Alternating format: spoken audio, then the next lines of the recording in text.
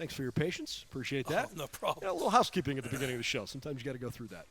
It's good to see you, and I know this is probably a challenging week because, you play an emotional game against your rival, and it sounds like the Jackets played pretty well and ultimately just came up a little bit short.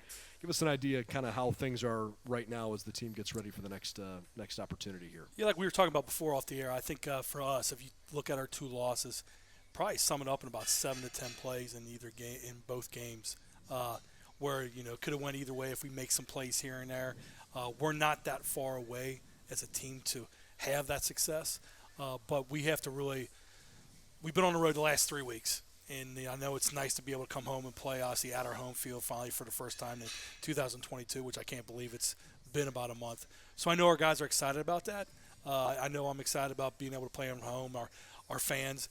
And I want to also mention this, obviously, our game this past week playing across town, our support was unbelievable. The alums, obviously our students, our Jacket backers, the parents, everybody, the backing we had in that game was unbelievable. I know our team, I know our coaching staff really appreciates the support we had this past weekend. It was a great atmosphere for game day. I'm really was appreciative of the showing that we had. I really appreciate the people coming out and watching us play. And, we just got to fix some things this week. It's a big day for this big week for preparation. And obviously we got to move on to Ohio Northern. As we try to kind of put a bow, just a couple questions about last week. In your mind, where did the game turn? For us, I think there were some opportunities, I believe, in this. Matter of fact, there's probably opportunities in both halves, first and second half, where we didn't capitalize on them. And when you do that against a good football team away at their home place, it's going to put you behind the 8 ball. And I think that did it to us in the first and second half. I was happy the way our guys battled, kept fighting, till the very end. But there's those plays that mean a lot in a game. Obviously, there's probably 5 plays in that game where if we make a play or do something different in that game, it could be different. And we need to learn from obviously that, and we got to learn from our first game too, where there's the same type of thing. We got to be able to make plays when it's time to be able to do that. Now, see, the thing we harped on today was about doing our job. You got to do your job. Whatever your job is, do your job. Play hard, do your job. I think good things will happen. You've played in 3 tight games, regardless of the outcome, right? I mean, they've been really competitive, right. Nip and tuck kinds of games where hey, one play can really decide whether or not we win or lose. What have the conversations been like in the locker room at halftime, where you feel like, hey, maybe we've done some things well in the first half, or, hey, throw that out the window, we needed the reset button.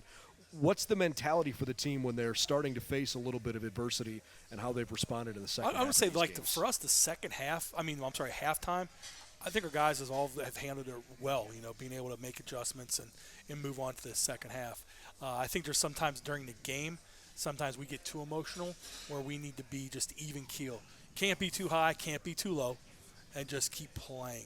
And I think if we can do that during games, I think that'll help us. But I think halftime, coaches have been, calm and making adjustments. The players have been receptive, doing those things. Is just, I think, during the game for us to be an even keel team. I know we had a conversation before the season started about, frankly, how happy you were with the way that both Joey and Reese came into the quarterback battle. I know ultimately Joey won that out, but the idea that you had 2 guys who really competed hard for it, and both have seen a good bit of playing time so far. What do you think about your quarterback? Yeah, play? No doubt. I think both of them have done some good things. Obviously, Reese was really a spark plug for us against Wilmington coming in that fourth quarter. I believe he ran for like 83 yards to give us that spark we needed to win that game. And obviously the same thing this past game. Both him and Joey did some good things, and we need to keep capitalizing on stuff. And for us, it's just putting 4 quarters of football together. Offense, defense, and special teams. If we can do that, get some confidence these next 2 weeks before we go into the bye week. Has there been any challenging of your leadership on the team, the upperclassmen, to say, hey, look, guys, we still got enough of the season in front of us that you can write a narrative that you'd be really proud of in the way this thing can go? How have the conversations maybe gone between the coaching staff and the upperclassmen? I think that was today. I think, there's no doubt we have the ability to, obviously, like you said, write your own book. There is no doubt about it. And if we take one game at a time, one day at a time, going 1-0 every single day, and just play hard, be coachable, play with that relentless effort, and that juice you need to bring every single day about the great game of football. And we're playing for each other, playing for your brother. Trust the guy next to you. I really believe we can do some good things these next 7 weeks. I feel like you've got some guys on the team that are all ball, guys that really just want to focus on and play high-level football.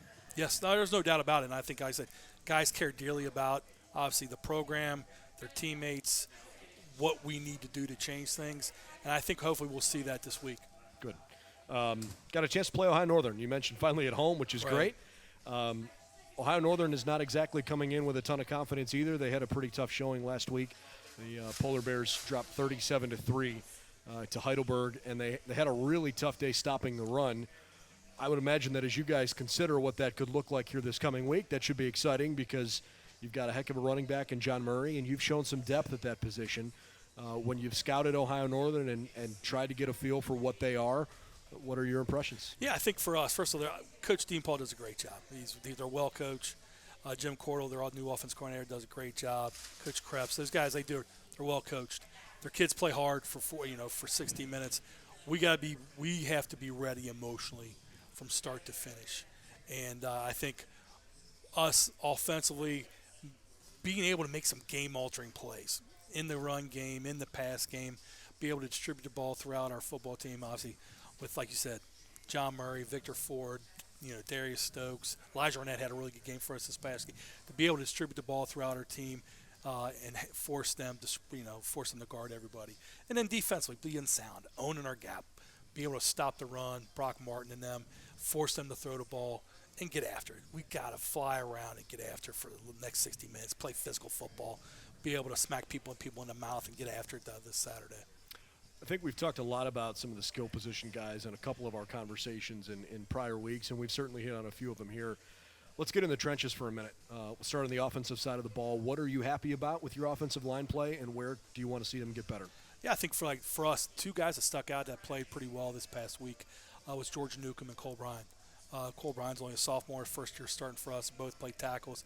Did a really good job protecting this past week. Did a good job. For us, obviously, I think inside we need to obviously guards and center. We need to keep getting better with experience. All three of those guys are new guys. I think obviously the more experience they get, the better they'll be for us up front. And I see all of us. I think it's just once we get that confidence and once good things happen, winning solves everything. Sure. And once you start playing well, I think that can compound in some great things offensively and defensively. Same thing up front. Frank Sukup, Jordan Smith, Ryan Pegues, Caden Van Court, all those guys, Devon Slocum, stepping up, Mason and Dylan O'Donohue and Devontae Jackson stepping up and being able to stop the run.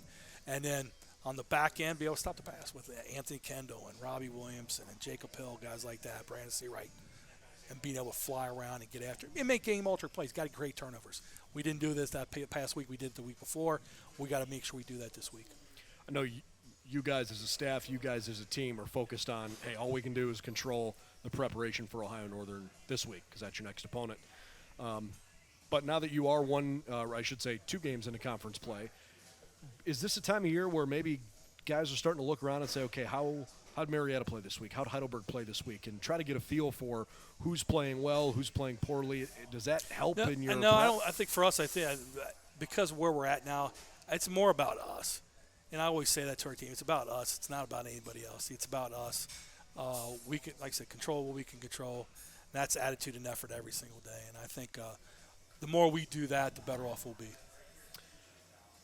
How about looking forward to, the crowd and the idea of playing in front of thank God a brown and gold heavy group this weekend?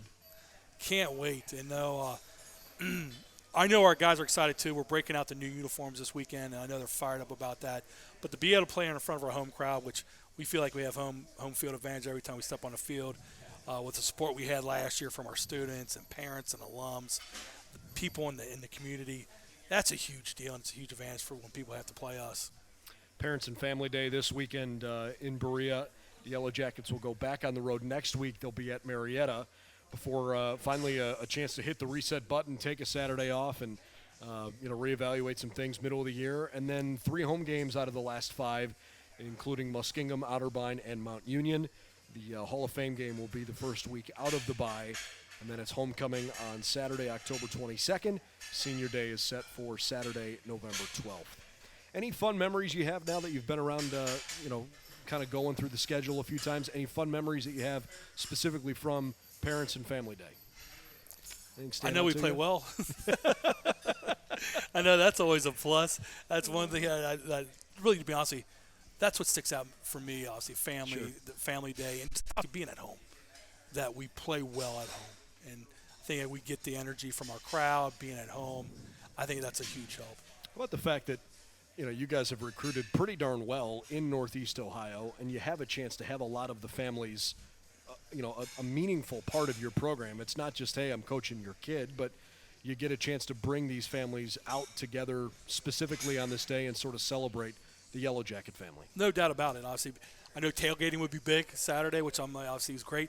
Be able to bring recruits on campus too, to show them obviously our facilities, our program, and the people that are excited about what's going on that day. I know Steve Thompson's done a great job of making an event on Saturdays, and I think that's to be able to show it off to other people. And I know we're all excited about that. Give us an idea about the recruiting component of a game day.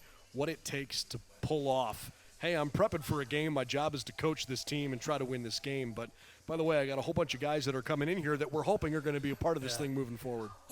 Sometimes I got to remember, because on game day, I'm a hard guy to be messed with. So I'm very laser focused on what's going on. So, I think we do a good job of being able to obviously show the parents and the recruits on campus what we have to offer, and being able to obviously talk to them in person and show them how excited we are about them being here and what we have to offer on game day. Game day atmosphere. I think we have, pardon us, I think some of the best game day atmosphere in small college football. It has proven that time and time again. Great crowds, frankly, really high-quality play year after year. It's fun to watch and fun to be a part of. I know this was a tough recent weekend, but certainly appreciate you spending some time with us and sharing some perspective. And I hope Saturday's a great day for the Jackets. Appreciate it, Dice. I appreciate having me on. It was great seeing you again. Good to see you too, Coach Thank you Hilbert. so much. Thank you very Thank much. you. Jim Hilvert, the head coach of our football team here at BW. All right, we are going to turn things over to Coach Simpson.